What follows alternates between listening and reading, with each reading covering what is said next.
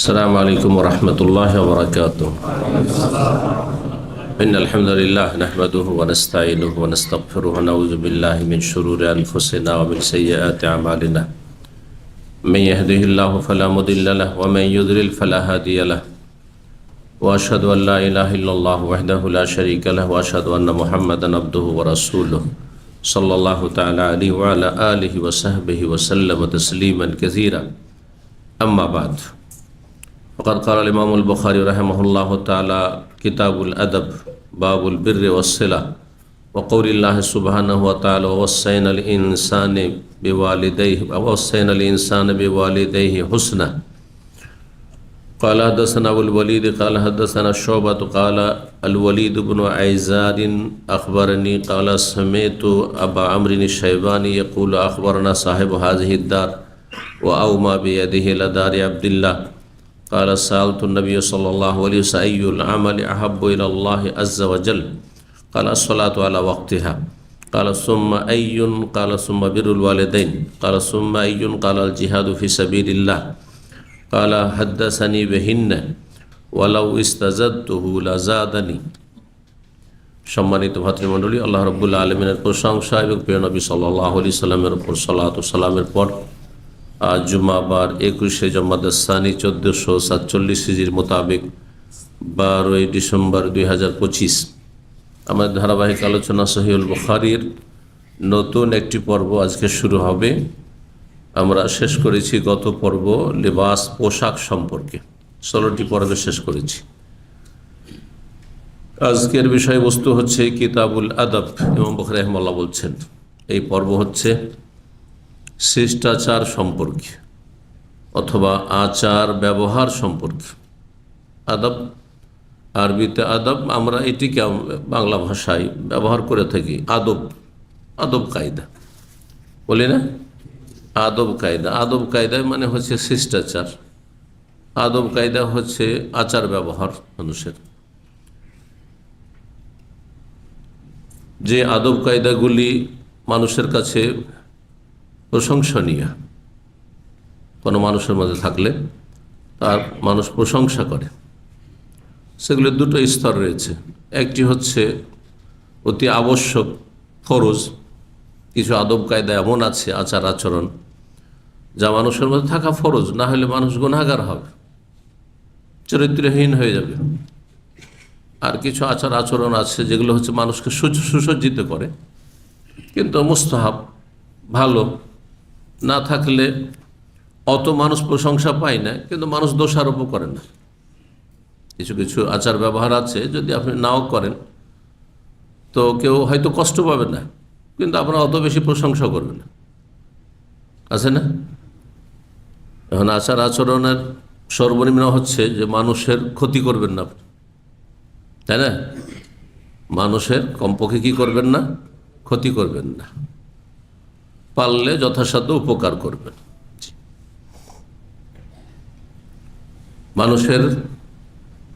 মানুষ আপনার অনিষ্ট থেকে, ক্ষয়ক্ষতি থেকে যেন নিরাপদ থাকে, আপনাকে দেখলে মানুষ যেন ভয় না পায়, এগুলো হচ্ছে ফরজ। আর মানুষকে দেখে যদি ভয় পায়, হ্যাঁ, চোর ডাকাত খুনি, হ্যাঁ, যাদের ভাষা হচ্ছে অশ্লীল ভাষা, ঝগড়াটের লোক, এসব লোকের মধ্যে ফরজে গলত আছে, ফরজে ঘাটতি আছে। তাহলে সর্বনিম্ন এতটুকু থাকা যে আপনি কারো ক্ষতি করবেন না, আপনাকে কেউ ভয় পাবে না, আপনি কাউকে কষ্ট দেবেন না, হ্যাঁ, আপনি আপনার অনিষ্ট থেকে, ক্ষয়ক্ষতি থেকে মানুষ নিরাপদ রাস্তায় চলাফেরা করছে, কোনো ভয় নেই যে এই লোকটি পাশ দিয়ে গেলে আমার কোন ক্ষতি করে দিবে, ভয় লাগে, এমনটা নেই। এতটা থাকতেই হবে। আর কিছু কিছু বিষয় রয়েছে যেগুলি মুস্তাহাব, ফরজ নাই, যেমন মানুষের পরোপকারী হওয়া, জরুরি নয় কিন্তু উপকার করতে পারলে ভালো। রাস্তায় একটা লোক জিজ্ঞেস করলে যে ভাই একটু আমাকে মার্কেটে যাবো, সিকো মার্কেটটা দেখিয়ে দেন তো, বা এখান থেকে আমি রিয়াদ যাবো, একটু রাস্তাটা দেখিয়ে দেন তো। তবে এখান থেকে দাঁড়িয়ে দাঁড়ালো, ওর যে দিক দিয়ে সোজা চলে যান, যথেষ্ট মোটামুটি, তাই না? এটা সর্বনিম্ন। যদি ভুল মিসগাইড করেন, এদিকে রিয়াজের রাস্তা না দেখে যদি দেখিয়ে দেন আপনি বাহরাইনের রাস্তা অথবা জুবাইলের রাস্তা, তো গুনাহগার হবেন না? অবশ্যই গুনাহগার হবেন। কিন্তু এর চাইতে ভালো, যেটা প্রশংসনীয়, যেটা মুস্তাহাব করা ভালো, সেটা হচ্ছে যে আপনার কাছে সময় আছে, চলেন আপনাকে এগিয়ে দিয়ে আসে, গেলেন আর তারপরে দামাম থেকে বাইরে গিয়ে হাইওয়েটা ধরিয়ে দিয়ে আপনি ফিরে চলে আসলেন। অনেকে আমাদের সাথে এরকম করে, তাই না? এটা ফরজ নয় আপনার জন্য, কিন্তু করাটা কি? এটা হচ্ছে মুস্তাহাব আদব। তো আদব কায়দাগুলি দুই স্তরে কথাটি বোঝাচ্ছিলাম।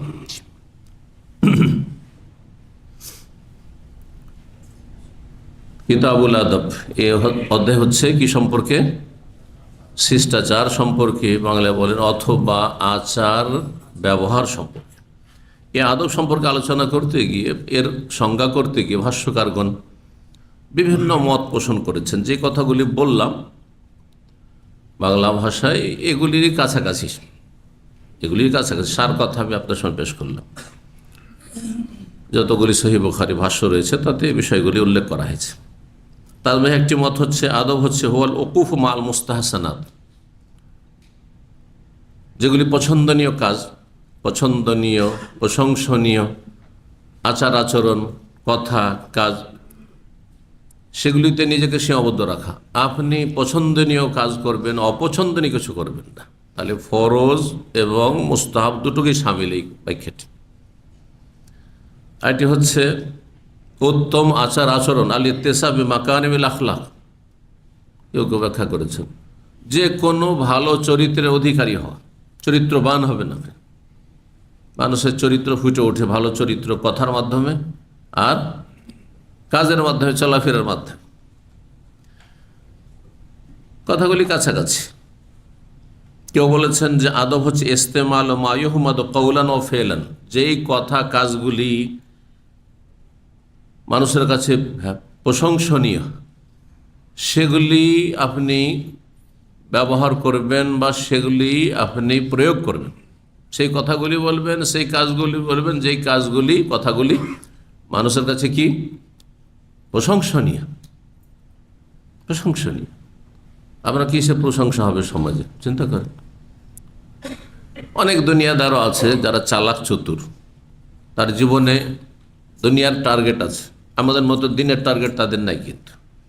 কিন্তু কেউ বড় একজন নেতা হবে, সাধারণ একটা পরিবার থেকে গিয়ে দেশের বড় একটা নেতৃত্বে যেতে চায়, চেয়ারম্যান হতে চায়, এমপি হতে চায়, মিনিস্টার হতে চায়, রাষ্ট্রপতি প্রধানমন্ত্রী হতে চায়। এটার জন্য জনপ্রিয়তা লাগে, হ্যাঁ, ভোট কালেকশন করার জন্য। তো কথা, কাজ দুনিয়ার গরজে করে, কিন্তু তার একটা গরজ আছে, মানুষের কাছে প্রশংসনীয়।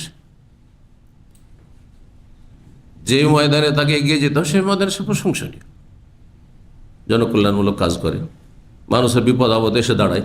হ্যাঁ, বান বন্যার সময় এসে আপনাদের সাথে বান বন্যাতে আপনার নেমে যাচ্ছে এসে, হ্যাঁ, হেঁটে আপনাদের সাথে মেহনত পরিশ্রম করছে, হ্যাঁ, আপনার রিলিফ বিতরণ করছে, এই ধরনের কাজগুলি। তো এইরকমই কারো ব্যবসা বাণিজ্য করতে হবে, কারোর সাথে লেনদেন করতে হবে, আস্থা জন্মাইতে হবে, তখন ভালো আচার আচরণ করে, কথা অমায়িক কথাবার্তা, হ্যাঁ, অমায়িক আচরণ। জি, এক এক লোক এক এক গরজ নিয়ে করে, যেই গরজ নিয়ে যে কাজ করে সেটাই পাবে। ইন্নামাল আমালু বিন্নিয়াত। আপনি আমি যারা ধার্মিক লোক, তারা আল্লাহ সন্তুষ্টির জন্য করি, যা করি মানুষের সাথে বা আল্লাহ সন্তুষ্টির জন্য। দুনিয়ার কোনো গরজ নেই, দুনিয়ার কোনো গরজ নেই। আমাদের গরজ রব্বুল আলামিনের কাছে। ইন্নামা নুতইমুকুম লিওয়াজহিল্লাহ। কাউকে খাবারও যদি দিই, একটা বোতল পানিও দিই, ভালো ভাষা দিই, ভালো আচরণ করি, তাহলে লিওয়াজহিল্লাহ, আল্লাহ সন্তুষ্টির জন্য। লা নুরিদু মিনকুম জাযাআ ওয়ালা শুকুরা। কাউকে দান করে আপনি প্রতিদানও চাইবেন না, ধার দিয়ে আপনি বদলাও চাইবেন না, যে আজকে দিলাম আগামীতে যেন পাওয়া যায় ওর কাছে, বা ডাকলে যেন ডাকে সাড়া দেয়। ওয়ালা শুকুরা, এমনকি শুক্রিয়া, জাযাকাল্লাহ খের বলবে, শুক্রিয়া আদায় করবে, হ্যাঁ, ধন্যবাদ ভাই, এইটারও প্রয়োজন নেই। এই জন্য আপনার আল্লাহর সন্তুষ্টির একটি বাস্তব প্রমাণ হচ্ছে, যার বিপরীত অধিকাংশ আমাদের সমাজের লোকেরা করে। কাউকে দান খায়রাত গরিব দুঃখীকে করে বলে একটু দোয়া করবেন আমার জন্য, হয় না? এটা বাঙালি সমাজের আচরণ। ওলামারা বলছে এটাও আপনার জন্য পছন্দনীয় না। আপনি তাকে টাকা পয়সা দিয়ে উপকার করে তার কাছে আপনি একটা গরজ পেশ করলেন, কেন পেশ করবেন আপনি? আল্লাহ বলছেন কোনো বদলা চাই না, তো আপনি বদলা চাইলে দোয়া, আমি দিচ্ছি টাকা, আপনি দেন দোয়া, কেন চাইবেন আপনি? ওর যদি ভালো লাগে তো দোয়া করবে, আর না দোয়া করলেও আল্লাহ দেওয়ার জন্য বসে আছে। আল্লাহ দেখছেন যে আপনি কত সততার সাথে দিচ্ছেন। আপনি মানুষের কাছে গরজ না করি মানুষের রবের কাছে গরজ করবেন।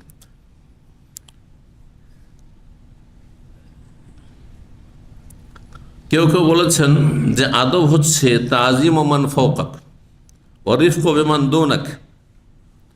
আপনার চাইতে যারা সিনিয়র, আপনার চাইতে যারা বড়, আপনার চাইতে যারা সম্মানিত, হ্যাঁ, তাদের শ্রদ্ধা সম্মান করা, বড়দের শ্রদ্ধা সম্মান করা।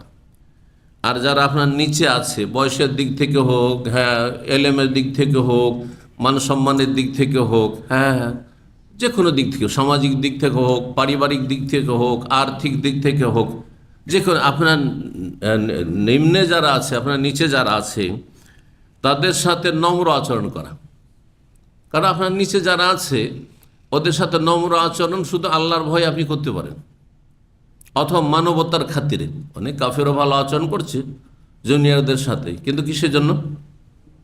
তার একটা মানবতা আছে, মানুষ, ও সে মানুষ, সে গরিব হলে কী হবে, সে ক্লিনার হলে কী হবে, তাই না? যদিও তাদের সংখ্যা কম, কিন্তু আর তাদের অনেক সময় এ মানবতা হারিয়ে যায়। যারা মানবতার খাতিরে করে, যেন কাফের ক্ষেত্রে মানবতা ঠিক আছে,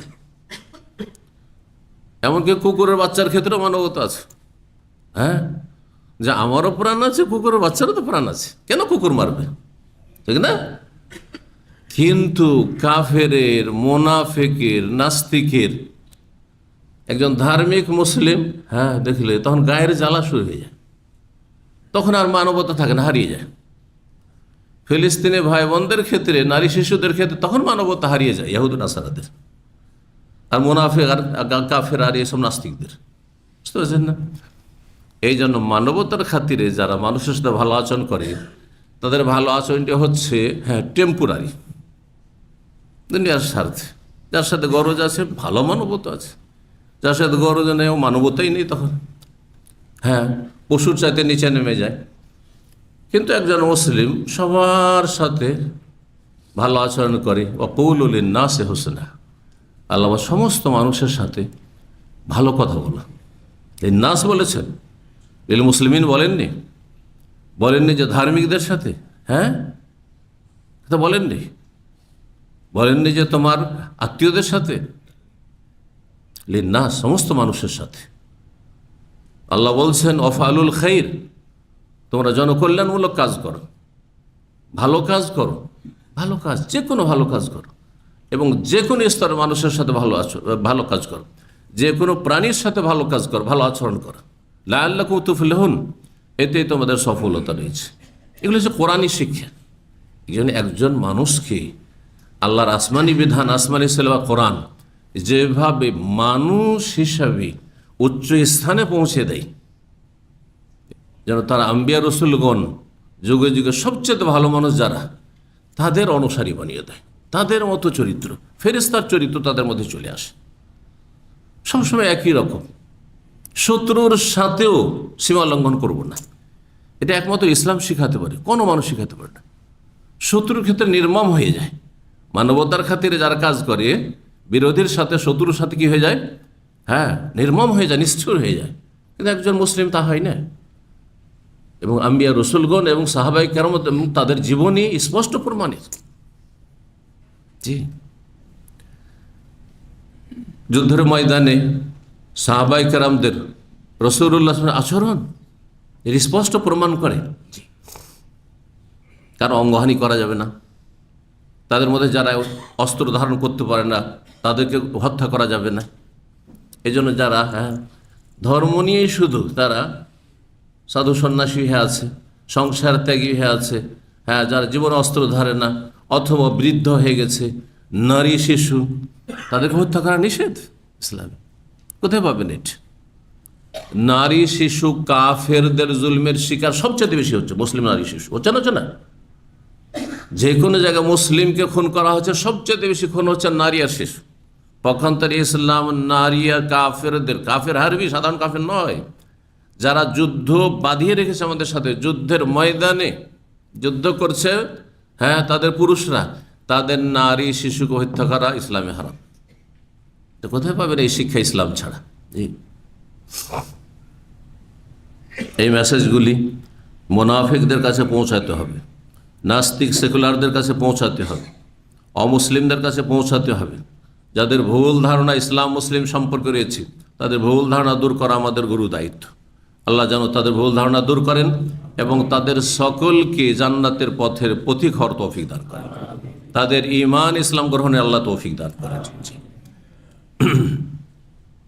বলছিলাম, আদব হচ্ছে বড়দের সম্মান করা আর ছোটদের সাথে নম্র আচরণ করা। দেখেন, বড়দের ক্ষেত্রে অনেক সময় সম্মান করে কিসের জন্য? না হলে এর কি রয়েছে, পার্শ্ব প্রতিক্রিয়া রয়েছে, রিয়াকশন হইতে পারে। এটা আপনার মুদির, আপনার বস, আপনার ফোরম্যান, সুপারভাইজার, আপনার কফিল যদি ভালো আচরণ না করেন তো পেটে লাথি লাগার ভয় আছে, রুজি চলে যাবে, সেই জন্য হয়তো জি হুজুরি করছেন। কিন্তু আপনার নিচে একজন আছে, আপনার আন্ডারে কাজ করছে, যা ইচ্ছা তাই বলে দিলেন আপনি, যা করছে অধিকাংশ মানুষ। ওলা খাফো বাহ, আপনার কোনো ভয় নেই, ও কী করে নিবে আবার, এই মন মানসিকতায় তো অধিকাংশ লোক রাখছেন। কিন্তু ইসলাম এটা শেখায় না। আপনার রিয়াকশনের ভয় থাক আর না থাক, প্রতিক্রিয়ার ভয় থাক, ক্ষয়ক্ষতির ভয় থাক আর না থাক, সমান আচরণ করবেন। বড়দের সাথে শ্রদ্ধা সম্মান আচরণ করবেন, আর ছোটদের সাথে আদর স্নেহ আর নম্র আচরণ করবেন। আল্লাহ বুঝার আমল করার তৌফিক দান করেন। আম্বিয়া রাসূলের চরিত্র আমাদেরকে গ্রহণ করার তৌফিক দান করেন। কিতাবুল আদব বলছিলাম, প্রথম অধ্যায় নিয়েছিলেন বুখারী রাহিমাহুল্লাহ, বাবুল বিররি ওয়াসসিলাহ, আদব কায়দা। আল্লাহ রাব্বুল আলামিনের পরে, তার রাসূল সাল্লাল্লাহু আলাইহি সাল্লামের পরে সবচেয়ে বেশি আদব কায়দা হইতে হবে পিতামাতার সাথে, পিতামাতার সাথে। এই জন্য পিতামাতার বিষয়টি প্রথম এসেছে। কোরআনে আল্লাহ রাব্বুল আলামিন তার হকের পরে কার হক বর্ণনা করেছেন? পিতামাতার। এখানে যদি আপনাদের জিজ্ঞাসা করি যে আল্লাহর হকের পর আল্লাহ বলছেন, আল্লাহ তা'বুদু ইল্লা ইয়্যাহু ওয়া বিল ওয়ালিদাইনি ইহসানা ওয়া আবুদুল্লাহ ওয়া লা তুশরিকু বিহি শাইআন ওয়া বিল ওয়ালিদাইনি ইহসানা। তাহলে আল্লাহর হকের পরে কার হক? পিতামাতার হক। তো রসুলের হক গেল কোথায়? রসুলের হক 3 নম্বরে চলে যাবে নাকি? তাহলে আল্লাহর হক, বাপ মায়ের হক, তার রসুলের হক নাকি? তাহলে কিভাবে বুঝাবেন? কোরআনে কি ঠিক বলা হয়নি? কে এটা বুঝাইতে পারবে? যে বুঝাইতে পারবে হাত তুলবে। না, ওইভাবে হয় না, আরবিতে বুঝালে হবে না, জনগণকে বুঝাইতে হবে। কে বুঝাইতে পারবে বিষয়টি?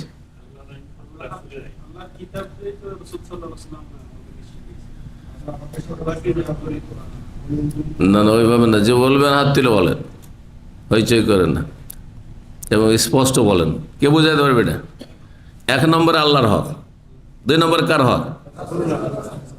তো কোরআন তো বলছে যে ওয়াকাযা রাব্বুকা আল্লা তা'বুদু ইল্লা ইয়্যাহু, একমাত্র আল্লাহর ইবাদত করো, আল্লাহর চূড়ান্ত নির্দেশ।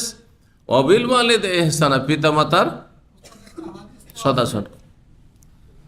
আমি হাদিস শুনতে চাই না, উত্তরটা শুনতে চাই। প্রশ্ন উত্তর দেন। প্রশ্ন হচ্ছে যে আল্লাহর হকের পরে কার হক? বললেন যে রসুলের হক। তো কোরআনে তো বলা হচ্ছে পিতামাতার হক। এটা কীভাবে ব্যাখ্যা করে দেন ব্যাস। যে বলবেন হাত তুলবেন, হয়ে গেল। সাদাকাল্লাহুল আযীম। না,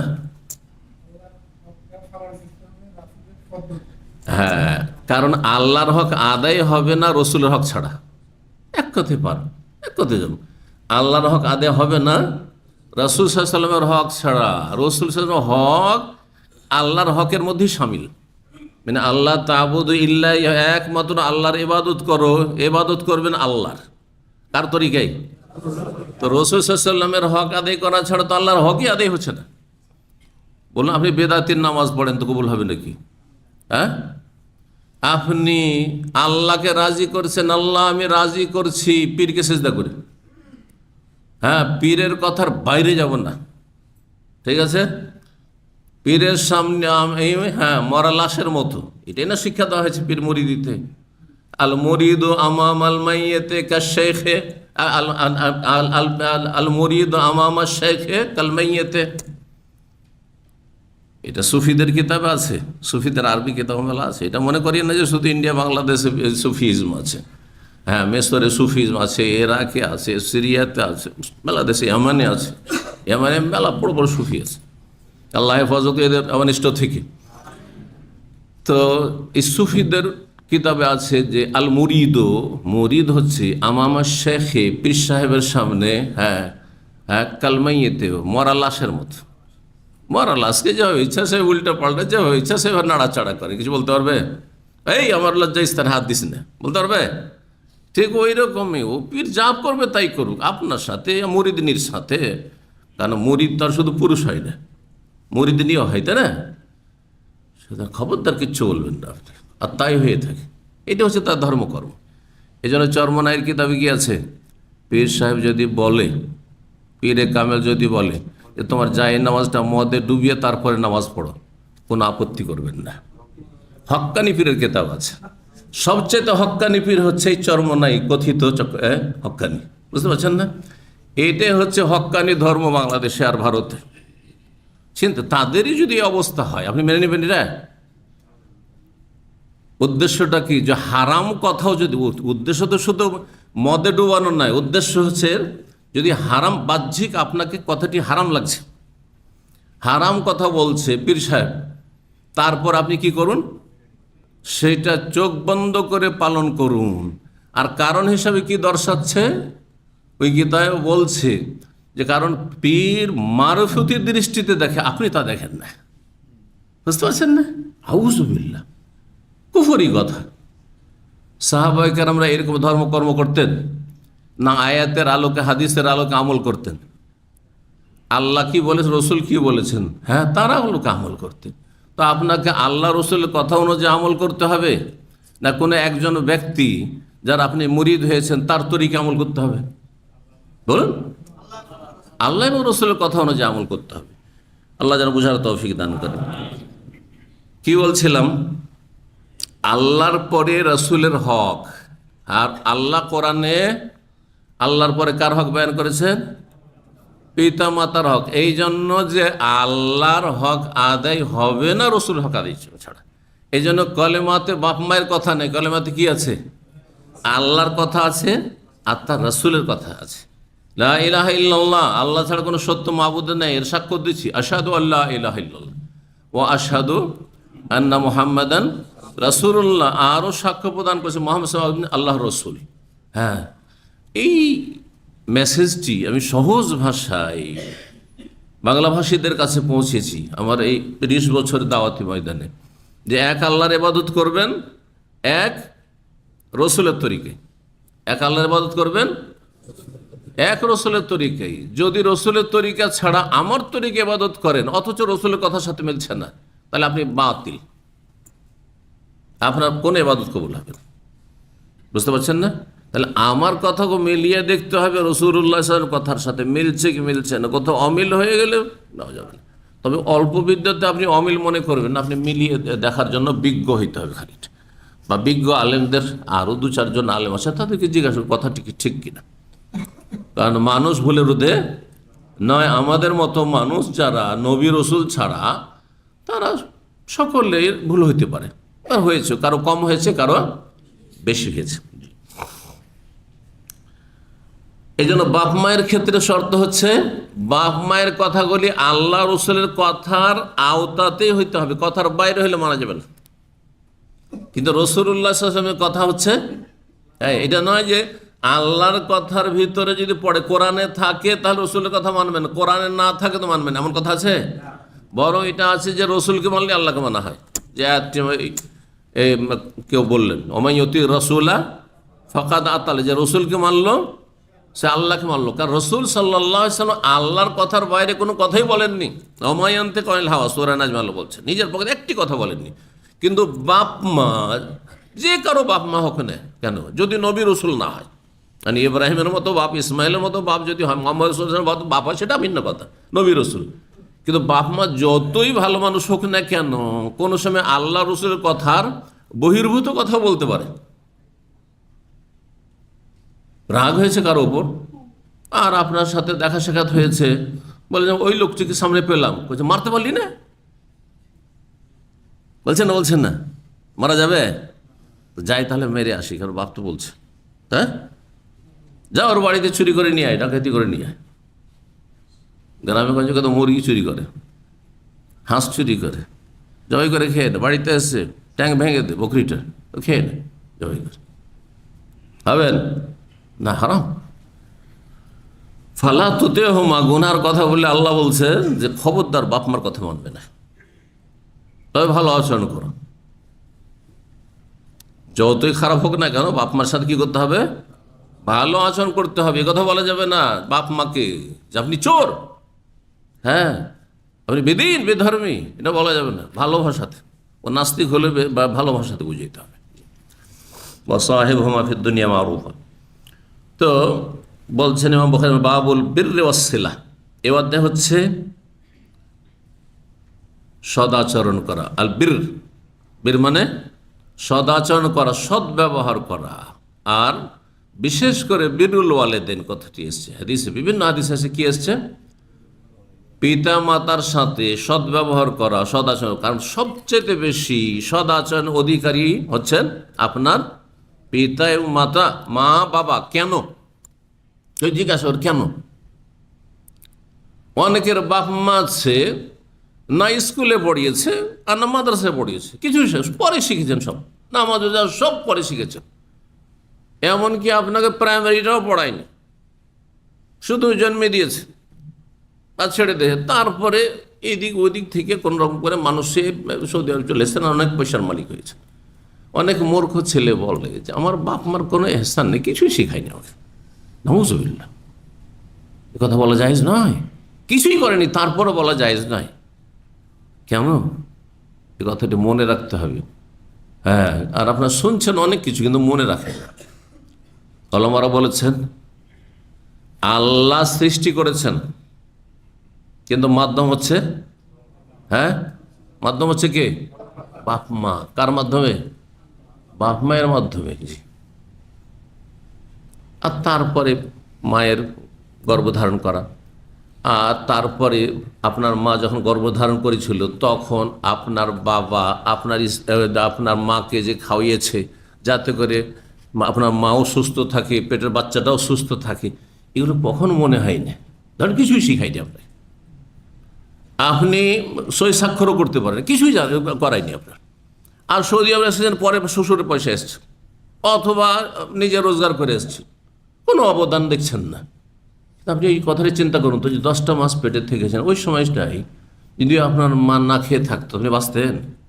আপনার মাও বাঁচত না, আপনি বাঁচতেন না। আল্লাহ হচ্ছেন খালেক, আল্লাহ হচ্ছেন খালেক, সৃষ্টিকর্তা, সৃষ্টি করেছেন। কিন্তু বাপ মা আপনার দুনিয়াতে ওজুদে, অস্তিত্বে আসার মাধ্যম। দুনিয়া আমি ছিলাম না এক সময়, জন্মের তারিখের আগে না ছিলাম, নেগেটিভ পজিটিভ হয়েছেন, এর মাধ্যম হচ্ছেন কে? পিতা মাতা। সুতরাং সর্বনিম্ন কিছু যদি এহসান থাকে তবু ভুলবেন না। আপনার অজানা বহু এহসান আছে।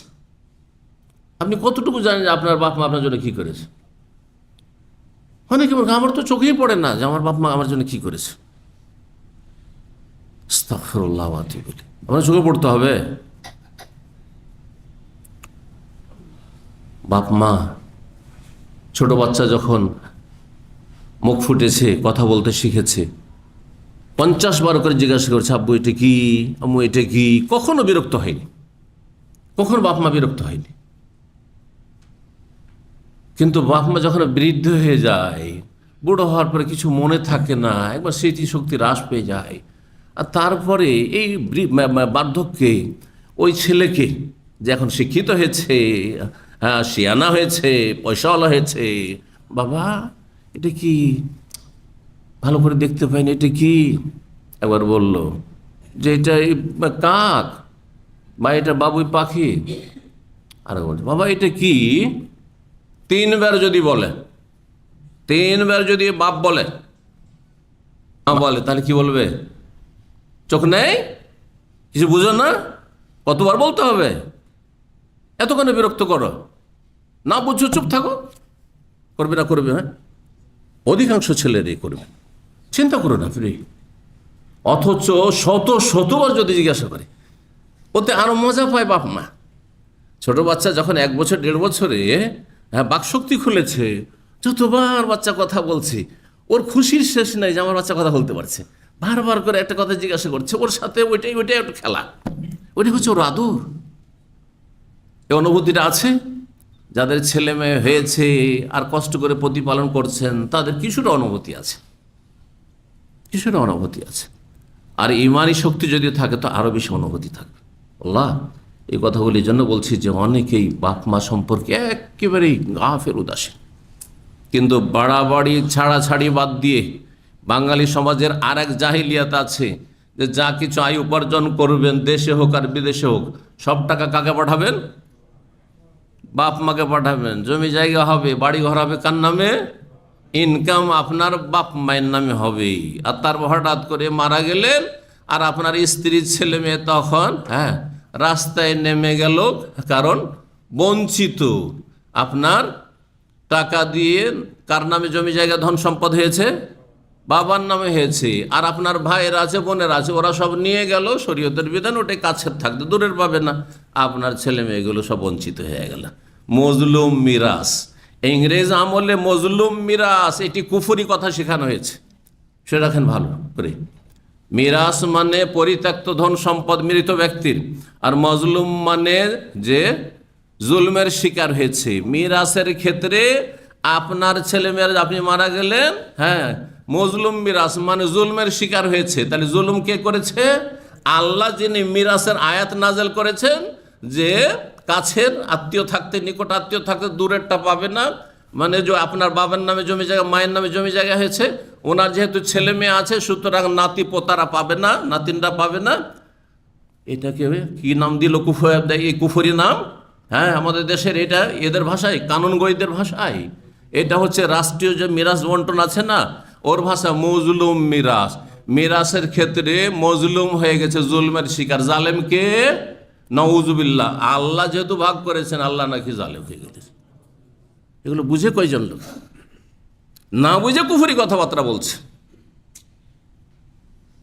অথচ এখানে জালেমকে, জালেম বাপ মা।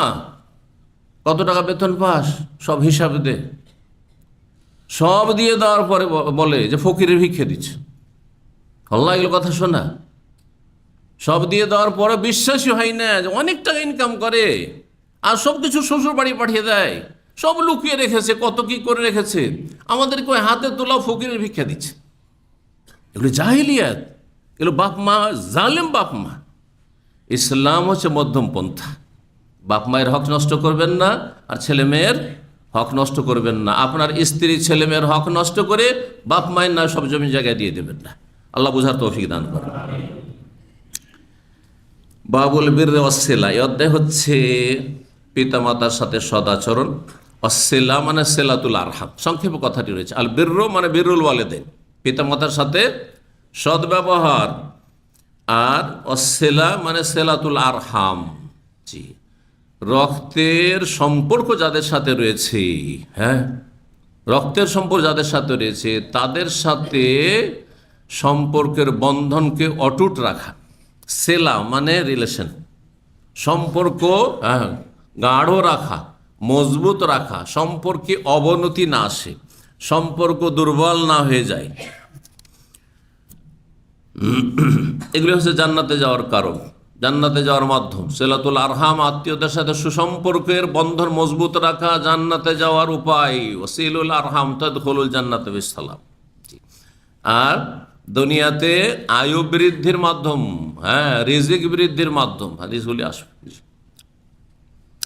ওয়াকাউলিল্লাহি সুবহানাহু ওয়া তাআলা, মহান আল্লাহ সুবহানাহু ওয়া তাআলার বাণীর তাফসীর সম্পর্কে সূরা আনকাবুতের আয়াত নম্বর 8 আল্লাহ ইরশাদ করছেন, ওয়াসাইনাল ইনসানা বিওয়ালিদাইহি হুসনা। এখানে সূরা আনকাবুতে হুসনা রয়েছে। ওয়াসাইনাল ইনসান, আল্লাহ বলছেন আমি নির্দেশ দিয়েছি। আওসা মানে ওসিয়ত করা, আর ওয়াসা মানে শক্তভাবে ওসিয়ত করা, মানে নির্দেশ দেওয়া। আল্লাহর ক্ষেত্রে এর ভাব অর্থ হচ্ছে কি? নির্দেশ দেওয়া।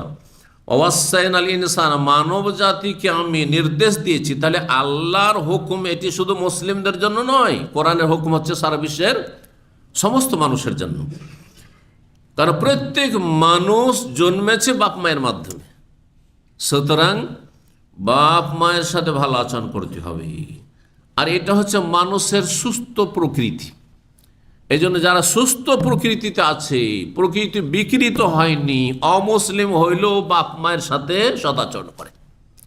অনেক হিন্দু ঘরেও, অনেক ইহুদি খ্রিস্টান ঘরে বাপ মায়ের সাথে ভালো আচরণ করে না।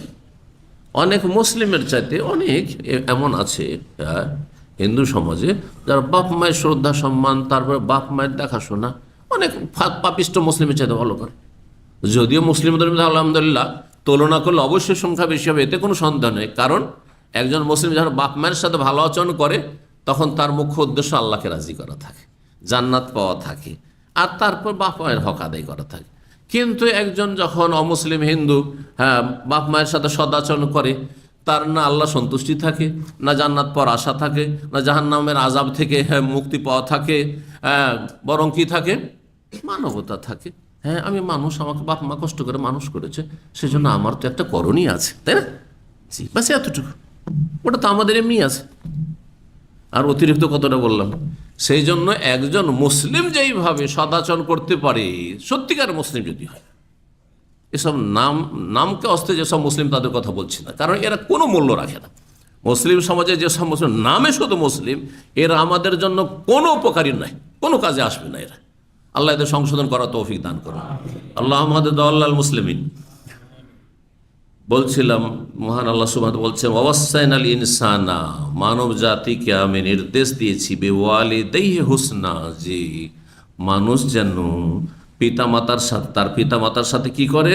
হুসনা, সদাচরণ করে। অন্য আয়াতে কি রয়েছে?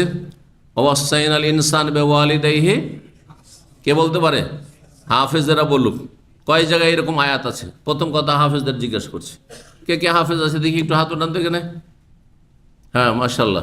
কয় জায়গায় আছে কোরআন আয়াত? এই আয়াত ওয়াসাইনাল ইনসানা দিয়ে না, আমি হচ্ছে কয় জায়গায় আছে? হ্যাঁ, কয় জায়গায় আছে? কি বললো? মাশাআল্লাহ। বিনা হাফেজে বলছে, বিনা হাফেজে কিন্তু নিয়মিত আমার ক্লাসের ছাত্র।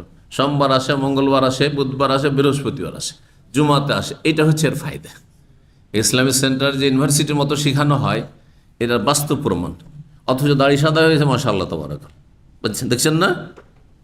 3 জায়গায় আছে ওয়াসাইনাল ইনসানা বিওয়ালিদাইহি। এখন হাফেজরা বলতে পারবেন না কি কি ভাষায় আছে, হয়তো মুখস্থ আছে 3টি আয়াত। আপনার মুখস্থ আছে 3 আয়াত নেই? হ্যাঁ, যে বলবে 3টি আয়াত, 3 জায়গায় ওয়াসাইনা দিয়ে আছে। এহসান এক জায়গা আছে। হ্যাঁ, মাশাআল্লাহ। ওয়াহনান আলা ওয়াহান। হ্যাঁ, হোসনা, এইটা হোসনা। জি, এই 3 জায়গা হোসনা এই সূরা আনকাবুতে। ওয়াসাইনাল ইনসানা বিওয়ালিদাইহি ইহসানা সূরা আহকাফে। হ্যাঁ, ওয়াদাতহু উম্মুহু কুরহান। হ্যাঁ, ওয়াসাইনাল ইনসানা বিওয়ালিদাইহি ইহসানা হামালাতহু উম্মুহু কুরহান ওয়া ওয়াদাতহু কুরহান ওয়া হামলুহু ওয়া ফিসালুহু 30 শাহরা। আর যেটিতে রয়েছে ওয়াসাইনাল ইনসানা বিওয়ালিদাইহি, হুসনাও নেই, ইহসানা নেই। হ্যাঁ, হামালাতহু উম্মুহু ওয়াহানান আলা ওয়াহান। কোন সূরায় রয়েছে? সূরা লোকমানে। মাশাআল্লাহ। তার 3টি আয়াতের কিছু শব্দের পার্থক্য, কিন্তু ভাব অর্থ একই। আর কোনোটাতে একটু বিস্তারিত, যেমন সূরা আহকাফে বিস্তারিত রয়েছে, আর অন্য অন্য আয়াতগুলিতে একটু সংক্ষেপে রয়েছে। সূরা আহকাফে এমনকি রব্বি আউজিনি আন আশকুরা নি'মাতাকাল্লাতী আন'আমতা আলাইয়া ওয়া আলা ওয়ালিদাইয়া ওয়া আন আ'মালা সালিহান তারদাহ। আপনার ওপর আল্লাহর যে নিয়ামত রয়েছে সেটা দিয়ে আপনি শুধু বড় হননি, বরং আপনার আমার বাবা মায়ের ওপর যে নিয়ামত রয়েছে সেই নিয়ামতের ওসিলা তো আমরা কিন্তু বড় হয়েছি। এটা অনেকে বুঝেন না। মানে আমি খুব ব্রেনি ছিলাম। হ্যাঁ, আমাদের মতো যারা লেখাপড়া করে একটু এগিয়েছে তারা অনেকে মনে করে যে আমি খুব মেধাশক্তির অধিকারী, খুব ব্রেনি ছিলাম, আর তারপর লেখাপড়াতে অনেক মেহনত করেছি জীবনে, আর তারপরে কম্পিটিশনে আমি এগিয়ে যাওয়ার চেষ্টা করেছি, আর তারপরে আমি এই ভালো রেজাল্ট করেছি। এটা দেখলো না যে আমার বাবা চাষি ছিল না, না হলে আমাকে চাষি বানাইতো। হ্যাঁ, আমার বাবা ক্লিনার ছিল না, ডোম মেথর ছিল না, ডোম মেথরই বানাইতো। আমার বাবা মোটামুটি একটু শিক্ষিত ছিল, অথবা শিক্ষিত না থাকলেও শিক্ষার একটু গুরুত্ব বুঝতো, আর তারপরে একটা পরিবেশ ছিল পড়ার মতো, পরিবেশ আমার জন্য তৈরি করে দিয়েছেন আমার আব্বা। আর যদি বাড়িতে না পড়াইতে পেরেছে আমাকে বাইরে দিয়েছে, মাদ্রাসায় দিয়েছে, অথবা স্কুলে দিয়েছে, কোথাও দিয়ে হোস্টেলে দিয়েছে, তারপরে এভাবে আমি একটা রাস্তা পেয়েছি। এগুলো কথা মানুষ ভুলে যায় না।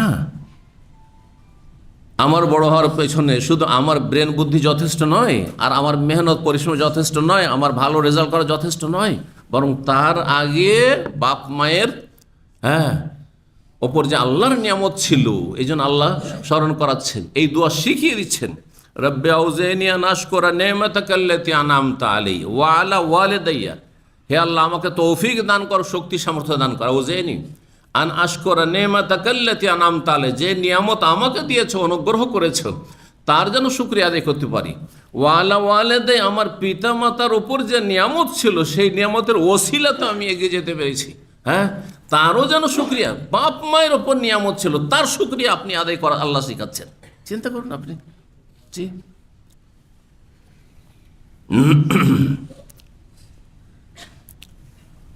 5970 নম্বর হাদিস বর্ণনা করছেন আব্দুল্লাহ বিন মাসউদ রাদিয়াল্লাহু তাআলা। তার আগে হাদিসে আর কিছু কথা সনদ রয়েছে। কালা আল ওয়ালিদ বিন আইজার, তিনি বলছেন আখবারানি, এই ওয়ালিদ বিন আইজার জানিয়েছেন ইমাম শোবা বিন হাজ্জাজকে। জি, বড় মুহাদ্দিস ছিলেন তিনি, ইমাম বুখারী ওস্তাদের ওস্তাদ।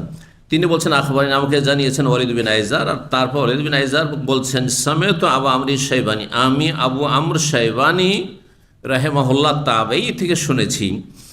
তিনি বলেন আখবার সাহেব হাজিহিদ দার, এই বাড়িওয়ালা আমাকে হাদিস বর্ণনা করেছেন, এই বাড়ির মালিক আমাকে হাদিস বর্ণনা করেছেন।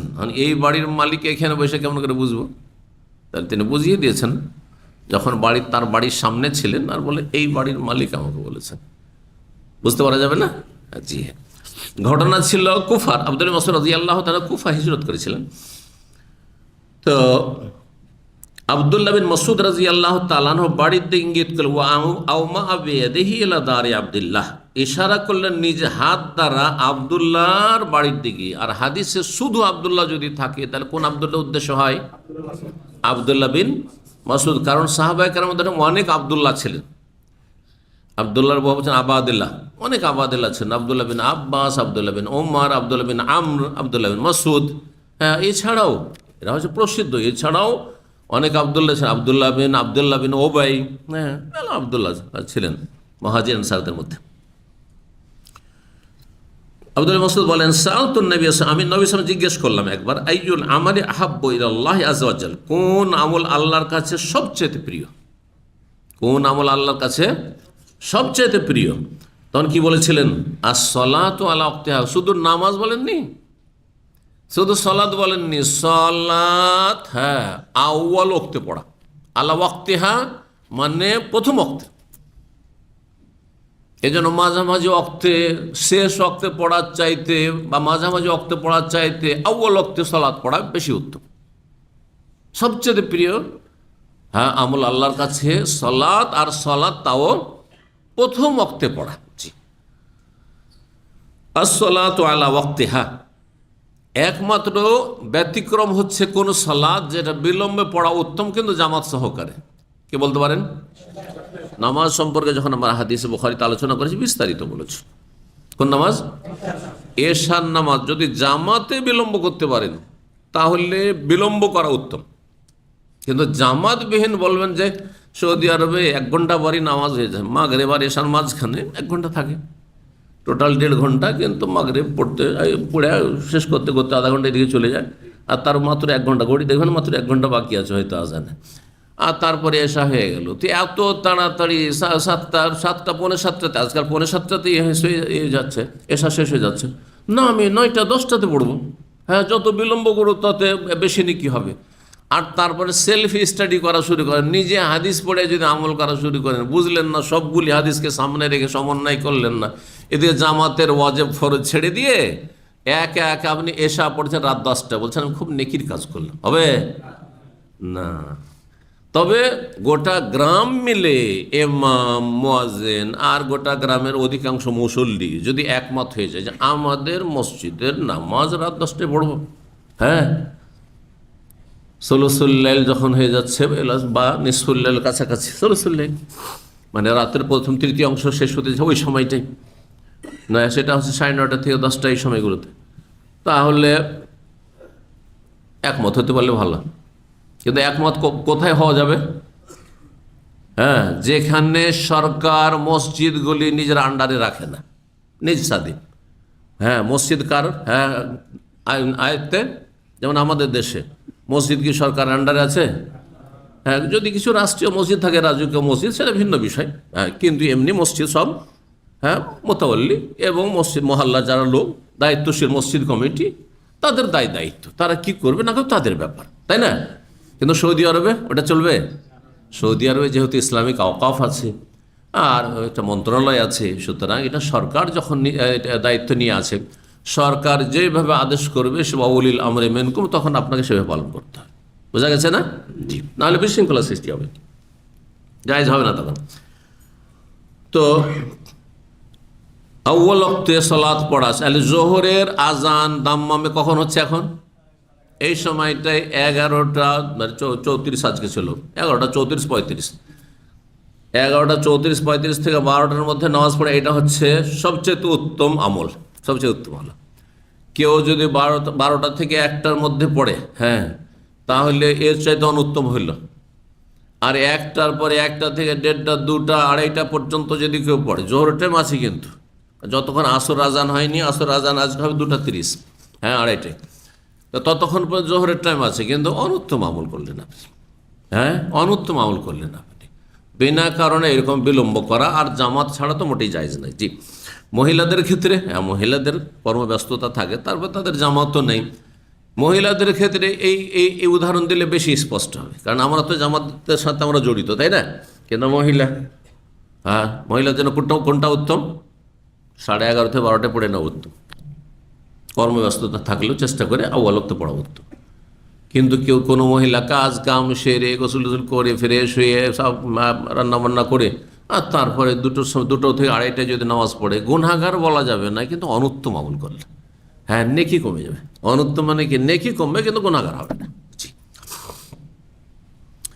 কালো সুম্মাইয়ুন, তারপরে কোন আমল?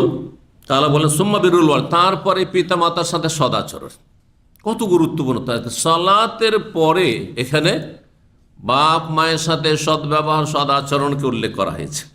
কাল সুম্মা আইয়ুন, তারপরে কোন আমল বেশি উত্তম বা বেশি প্রিয় আল্লাহর কাছে? কাল আল জিহাদ ফি সাবিলিল্লাহ, আল্লাহ রাস্তার জিহাদ। কিন্তু আল্লাহ রাস্তার জিহাদের জন্য কিছু শর্ত রয়েছে, সেসব শর্ত পুরা থাকলে তখন কখনো ফার্জে আইন হয়ে যাবে, কখনো ফার্জে কেফায়া থাকবে, আর কখনো আপনার জন্য জায়েজ থাকবে, কখনো নাজায়েজ থাকবে।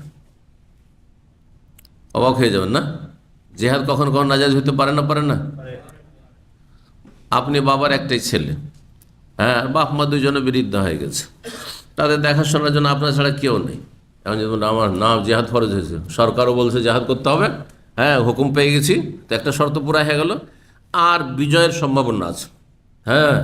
সুতরাং আর কাফেরা চারিদিক থেকে আক্রমণ করেছে, ধর ফার্জে আইন অথবা ফার্জে কেফায়ের অবস্থা আছে, এই অবস্থায়, হ্যাঁ, কি চলে গেলেন আপনি জিহাদ, আর সেখানে আপনি কাফের হাতে মারা গেলেন আপনি। জি, শহীদ তো আল্লাহ ভালো যায়, এই জন্য শহীদ বললাম না, কারণ শহীদ আল্লাহ জানছেন শহীদ হলেন না হলেন, ঠিক না? এই জন্য শহীদ শব্দটি এভাবে ব্যবহার করা ঠিক নয়, এই জন্য সতর্কতা অবলম্বন করলাম।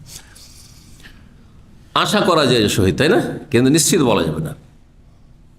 কিন্তু এদিকে বাপ মা অসহায় পড়লো, তাদের হাসপাতালে নেওয়ার কেউ নেই, তাদের রোজগার করে খাওয়াবে, বাড়িতে খাবার দাবার নেই, না খেয়ে মরে গেল বাপ মা, গুনাহগার হবেন না আপনি? অবশ্যই গুনাহগার। হাদিস আসছে যে যাও বাপ মায়ের খেদমতে জিহাদ করো, জিহাদের ময়দানে যেতে নিষেধ করলেন, তার মানে এই লোকের জন্য যার বাপ মা আছে আর ভাই কেউ নেই, বাপ মায়ের দেখাশোনা কেউ নেই, আর বাপ মা এখন বৃদ্ধ হয়ে গেছে, অচল হয়ে গেছে, রোজগার করতে পারে না বাবা, তার জন্য জিহাদ করা হারাম। এই জন্য ফাফিহিমা ফাজাহিদ হাদিস আসছে। কালা হাদ্দাসানি বিহিন্না, নবী সাল্লাল্লাহু আলাইহি ওয়াসাল্লাম এই হাদিসগুলি বর্ণনা করেছেন। ইবনে মাসউদ বলছেন, ওয়ালাউ ইস্তাজাদতুহু লাজাদানি, যদি আরো অতিরিক্ত তার কাছ থেকে জানতে চাইতাম তারপরে কোন আমল উত্তম, তারপরে কোন আমল উত্তম, তারপরে কোন আমল উত্তম, তো তিনি অবশ্যই আরো বেশি বলতেন, কিন্তু আমি তিনটা জিজ্ঞাসা করে থেমে গেলাম। অন্য হাদিস অন্য অন্য নেক আমলকে উত্তম আমল বলা হয়েছে, তাহলে সমন্বয় কি হবে? বিভিন্ন রকমের হাদিস আছে, কোনটাতে অন্য অন্য আমলকে উত্তম আমল বলা হয়েছে। সমন্বয় সহজ ভাষায় শিখে নেন। উত্তম আমল অনেকগুলি আছে, তার অন্যতম এটি, তার একটি এটি, তার একটি এটি, তার একটি এটি, এনে এক নম্বরে আল্লাহ ভালো জানেন কোনটি। আইয়ুল আমাল আহাব্বাল, মানে মিন আইয়িল আমাল আহাব্বু ইলাল্লাহ, মানে মিন আহাব্বিল আমাল, আহাব্বুল আমাল আল্লাহর কাছে বা আফদালুল আমাল অনেক আছে, তার মধ্যে একটি হচ্ছে আউয়াল ওয়াক্তে নামাজ পড়া, আর একটু হচ্ছে মাতা পিতার সেবা করা, আর অন্য অন্য হাদিসে যেগুলো আছে সেগুলিও। সেই জন্য যেভাবে এসেছে আমরা সবগুলি নেক আমল এবং সবগুলি উত্তম আমল বা আল্লাহর কাছে অধিক প্রিয় আমল, এইভাবে বলবেন, তাহলে সমন্বয় হয়ে যাবে। জি। 2 নম্বর অধ্যায় বলছেন, বাবুন, এ অধ্যায় মান আহাক্কুন নাস বিহুসনিস সুহবাহ, কে সমস্ত মানুষের মধ্যে বেশি হক রাখে সদ্ব্যবহারের বা উত্তম আচরণের। আপনারা সবাই আমার থেকে বা একে অপর থেকে সদাচরণের হক রাখেন, তাই না?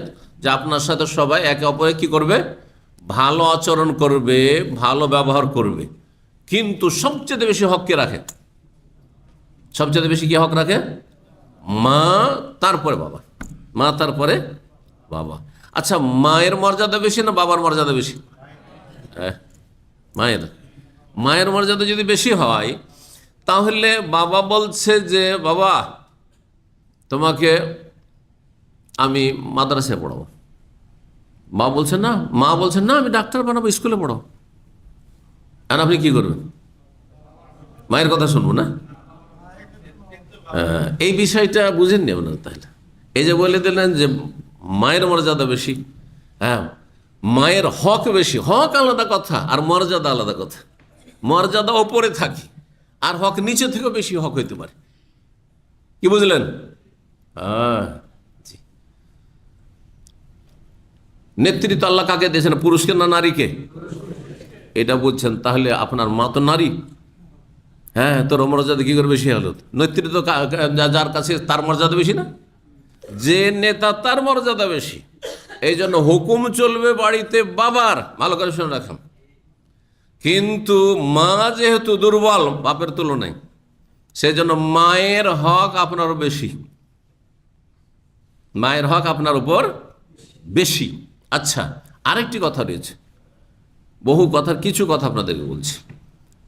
মার সাথে খারাপ আচরণ করতে অধিকাংশ ছেলেমেয়েরা ভয় পায় না, কারণ মায়ের মায়াও বেশি, মায়ের খেয়েও মায়ের চুরি করে থেকে যাবে। মা মার খেয়েও কি করবে? মার চুরি করা, বুঝেন? মানে মার খেয়ে বলে না না না না মারেনি, কিছু করেনি, খারাপ কিছু আচরণ করেনি, এটা মাই বলতে পারে, বাপ বলবে না। বাপ পিটনি দিবে, হ্যাঁ, সোজা করে দেবে পিটিয়ে, ঠিক না? তো মায়ের সাথে খারাপ আচরণ হ্যাঁ করে দিয়ে ভয় লাগে না, কারণ এক তো মায়ের মায়া বেশি আছে, হ্যাঁ, খারাপ কিছু বলে দিলে কিছু করবে না, আর দুই হচ্ছে আমাকে মারতেও পারবে না, সাহস করবে না, হ্যাঁ, সহজে মারতে পারবে না, কারণ আপনার গায়ে শক্তি হয়ে গেছে, একটু 14-15 বছর বয়স হয়ে গেছে। কিন্তু বাবা মারতে না পারে, গ্রামের লোকজন নিয়ে বাড়ি থেকে তাড়িয়ে দেবে, হ্যাঁ, আপনার হোটেল বন্ধ করে দেবে, ফ্রি হোটেলে যে খাচ্ছিলেন না বন্ধ করে দিতে পারবে, কিন্তু মা পারবে না, না খেয়ে লুকিয়ে লুকিয়ে খাওয়াবে। বাপ এদিকে বাইরে গেছে, খাইয়ে দিবে, হ্যাঁ, বাবা নিষেধ করে গেছে, খবরদার এই বদমাশ ছেলেকে খেতে দিবি না, বাপ এদিকে সেদিকে গেছে, চুপচাপ খাইয়ে দিয়ে আবার বিধি করে দিচ্ছে, করে না? সেই জন্য ওই যে মায়ের সাথে খারাপ আচরণ করার ক্ষেত্রে আপনার রিয়াকশন, পার্শ্ব প্রতিক্রিয়ার ভয় নেই, হ্যাঁ, যে ক্ষয়ক্ষতি আমার হয়ে যাবে, সেই জন্য আর তারপর দুর্বল, আর দুর্বলের ওপর দুর্বলের সাথে দুর্ব্যবহার করে দেওয়া, এটা মানুষের জন্য সহজ, কারণ কিছু করতে পারবে না বা কিছু করবে না। কিন্তু বাবার সাথে খারাপ আচরণ করতে গিয়ে বহুবার চিন্তা করতে হবে যে বাপের সাথে খারাপ আচরণ করলে খবর আছে, ভাত উঠে যাবে, বুঝছে না? এই জন্য মায়ের হক বেশি বলা হয়েছে, যাতে মায়ের ক্ষেত্রে বেশি যত্নশীল হন। জি, দুর্বলতার অসৎ ব্যবহার না করেন আপনি। জি, কিন্তু হুকুম মানার ক্ষেত্রে বাপের হুকুমকে প্রাধান্য দিতে হবে। অনেক আলেমের পরিবার জানি আমি, অনেক আলেমের পরিবার গভীরভাবে আমরা দেখেছি যে তাদের একটিও ছেলে আলেম হয়নি। কেন? একটিও ছেলেকে মাদ্রাসা পড়ায়নি। সব জেনারেল শিক্ষিত করেছে, আর নিছক জেনারেল শিক্ষিত, একজন জেনারেল শিক্ষিত তার সাথে দিন পড়াই তো ঠিক আছে, তাহলে তো আরো ভালো, কিন্তু না, তা করেনি। এক বাবা হয়েছে বড়ই ভালো আলেম, পরহেজগার আলেম, আর ছেলেগুলো সবগুলি দাড়ি মুন্ডা ফাসিক। অনেক পরিবার আমরা দেখেছি এই আমাদের বয়সে। ভিতরে ঢুকে দেখেছি যে এখানে মায়ের মিসগাইড রয়েছে। মা এত শক্ত হয়েছে, না আমার ছেলেকে ডাক্তার বানাবো, আমার ছেলেকে আমি ইঞ্জিনিয়ার বানাবো, আমার ছেলেকে ফকিরি বিদ্যা পড়াবো না, ওকে আর আলেম হইতে দেয়নি। বুঝতে পারছেন না? জি, সৌদি আরবেই একটি দুর্ঘটনা। এক পরিবারে ভালো একজন আলেম ছিলেন, তার স্ত্রী বলছে ছেলে মেয়ে সবকে জেনারেল লাইনে পড়াবো। হ্যাঁ, এখানেই ছেলে মেয়ে ছিল এক সময়, আর স্বামী বলছেন না, এখানে আরবি মাদ্রাসায় পড়াবো, তো ছেলেটা আলেম হবে, আরবি ভাষা শিখবে, দিন শিখবে, দুনিয়াও হবে, দুটোই হবে।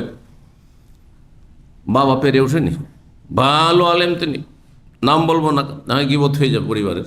হ্যাঁ, ভালো আলেম, কিন্তু স্ত্রীর সামনে হার মেনে নিতে হয়েছে, স্ত্রীর তালাক পর্যন্ত নিয়ে চলে গেছে, নাউজুবিল্লাহ মিন যালিক। জি, এই পরিস্থিতি হয়েছে। নাসাল্লাহ সালামাত ওয়াল আফিয়া, আল্লাহ হেফাজত করুন। এরকম স্ত্রী থেকে আল্লাহ হেফাজত করুন, খারাপ স্ত্রী থেকে। 5971 নম্বর হাদিস আবু হুরায়রা রাদিয়াল্লাহু তাআলা আনহু, তিনি বলেন, যা রাজুল ইয়া রাসূলুল্লাহ সাল্লাল্লাহু আলাইহি ওয়াসাল্লাম, জনৈক ব্যক্তি রাসূলুল্লাহর কাছে আসলো, এসে বলে, ইয়া রাসূলুল্লাহ, ইয়া রাসূল, মান আহাক্কু বিহুসনি সাহাবাতি, কে বেশি হক রাখে আমার সদাচরণের, আমি যে সদ্ব্যবহার করব, উত্তম আচরণ করব, এর হকদার অধিকারী সবচেয়ে বেশি কে? কাল উম্মুকা, তোমার মা।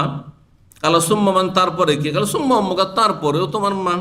কালা সুম্মা, তারপরে কাল সুম্মা, 3 বার করে, হ্যাঁ, ট্রিপল, হ্যাঁ হ্যাঁ, 3 গুণ হক হচ্ছে তোমার মা। সুম্মা মান, তারপরে কাল সুম্মা আবু, তারপরে তোমার বাবা, আর তার অন্যের সুম্মা আদনাকা ওয়া আদনাকা, তারপরে নিকটাত্মীয় যারা আছে বাপের পরে, হ্যাঁ, যে দাদা থাকে দাদা, হ্যাঁ, তারপরে চাচা, ওরা আছে, এইভাবে ভাই, বড় ভাই আছে, বড় ভাই।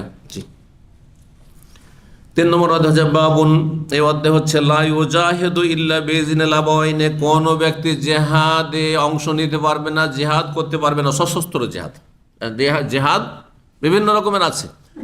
অস্ত্রের জিহাদ যদি করতে হয় তো ইল্লা বিইজনিল আবাওয়াইন, বাপ মায়ের অনুমতি ছাড়া করতে পারবে না কোনো ছেলে, বাপ মা বেঁচে থাকলে।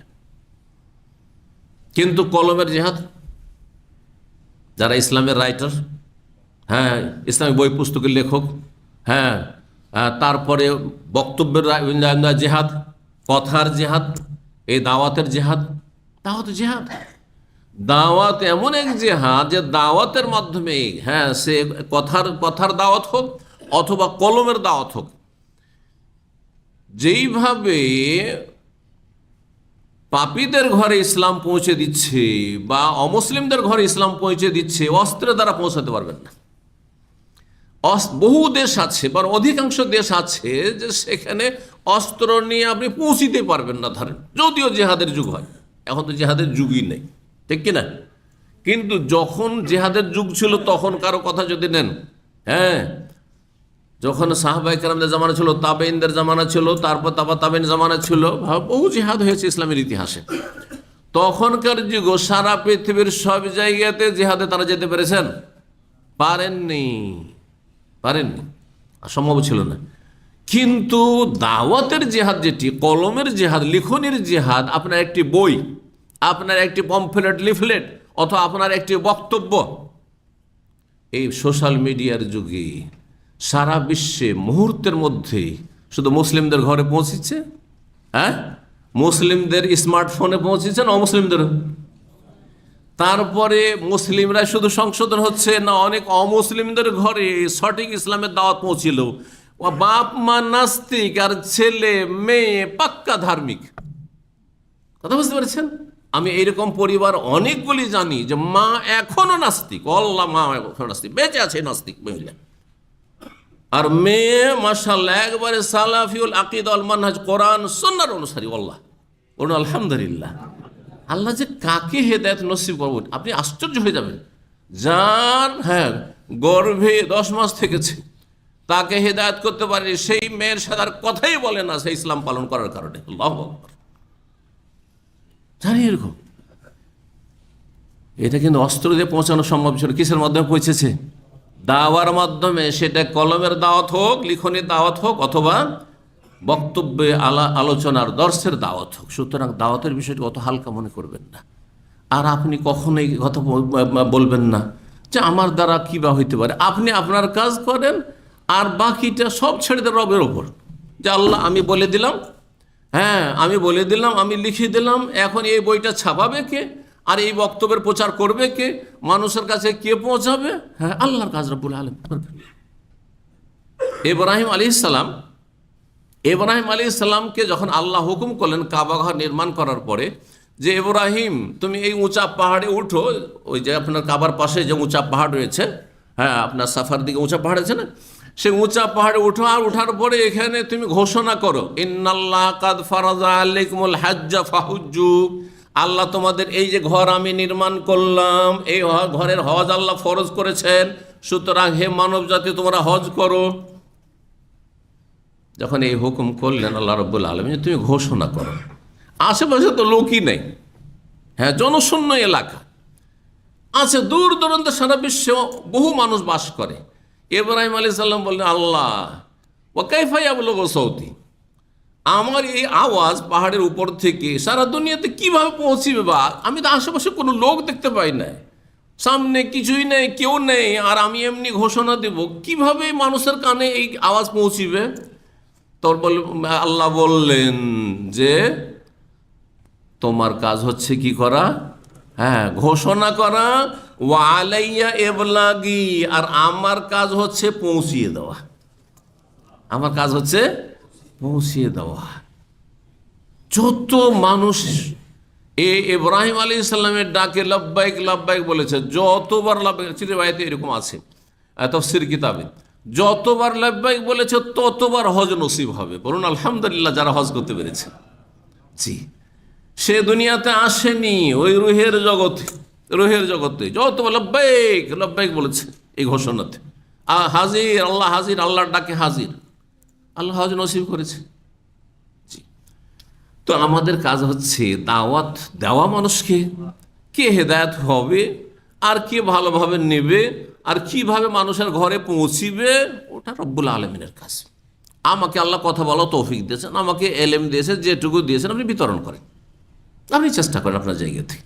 আপনার গ্রামে আমি যেতে পারবো না, আপনার গ্রামে তো আপনি যেতে পারছেন, আপনার আত্মীয়দের কাছে তো আপনি যেতে পারছেন, আপনার যতটা এলেম আছে ওইটুকু বাল্য মানিয়ে ভালো পৌঁছিয়ে দেন, আপনি ভালোভাবে পৌঁছিয়ে দেন। ভুল কথা পৌঁছাবেন না, সহি কথা পৌঁছাবার চেষ্টা করেন, আল্লাহ তৌফিক দান করেন।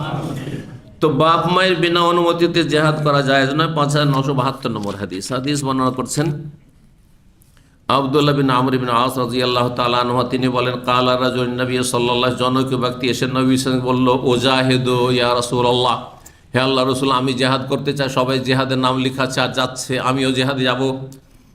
কালা মানে আলাকা আবাওয়ানে, তোমার কি বাপ মা আছে? আবাওয়ান মানে বাপ এবং মা, দ্বিবচন, কিন্তু দুই বাপ। শাব্দিক অর্থ কি? দুই বাপ। দুই বাপ কারো হয় নাকি? বাপ আর মা এমন নিয়ম যে দুই হয় না, দুই বাপ হয় না আর দুই মাও হয় না। ছেলে মেয়ে হইতে পারে, বহু হইতে পারে, তাই না? ভাই বোন মেলা হইতে পারে, দোস্ত মেলায় হইতে পারে, শ্বশুরও মেলায় হইতে পারে, হয় দুই বিয়ে করেছেন, দুই শ্বশুর হয়ে গেল। কিন্তু বাপ মার বিকল্প সুবহানাল্লাহ, এটা সবসময় অনুভব করবেন। বাপ মা কত বড় নিয়ামত, যে এক বাপের দুই হয় না। হ্যাঁ হ্যাঁ, সৎ বাপ হইতে পারে, নিজের বাপ হইতে পারেন না, তাই না? সৎ মা হইতে পারে, নিজ মা হইতে পারেন না। সুবহানাল্লাহ। এই নিয়ামতের মূল্যায়ন করুন, কদর করুন, আল্লাহ যেন তৌফিক দান করে। যাদের দুনিয়াতে চলে গেছে তারা বুঝতে পারছেন, দোয়া করুন, এখন হক আদায় করার সুযোগ হয়, দোয়া করুন, দান সাদকা করুন, হ্যাঁ ওমরা করুন, হ্যাঁ নেকি পৌঁছান। আপনি নেক আমল করুন, অটোমেটিকলি বাপ মায়ের কাছে নেকি পৌঁছাবে। কারণ হ্যাঁ, তাদের প্রতিপালনের মাধ্যমে এই আমল করতে শিখেছেন আপনি, এবং এইরকম আপনি সুস্থ আছেন। আল্লাহ যেন তৌফিক দান করেন। তো জেহাদ করবো বলে, আল্লাহ কাবাওয়ানে, তোমার বাপ মা কি আছে? শাব্দিক অর্থ দুই বাপ, কিন্তু উদ্দেশ্য হচ্ছে হ্যাঁ বাপ মা। এখানে বাপ শব্দটি, আবুন শব্দকে কি করা হয়েছে? তাকলিব, প্রাধান্য দেওয়া হয়েছে অম্মনের ওপর, পিতামাতা। ভাব অর্থ, তোমার কি পিতামাতা আছে? কালা নাম, হ্যাঁ আছে, বাপ মা তো বেঁচে আছেন। কালা ফাফিহিমা ফাজাহিদ, যাও তাদের সেবায় তুমি জেহাদ করতে থাকো। আল্লাহু আকবার। তাহলে কিছু মানুষের জন্য জীবনের কোরবানি করার চাইতে জেহাদের ময়দানে জীবনের কোরবানি করে শহীদ হওয়ার চাইতে বেশি মর্যাদা কিছু আছে? বাপ মায়ের খেদমতে আছে।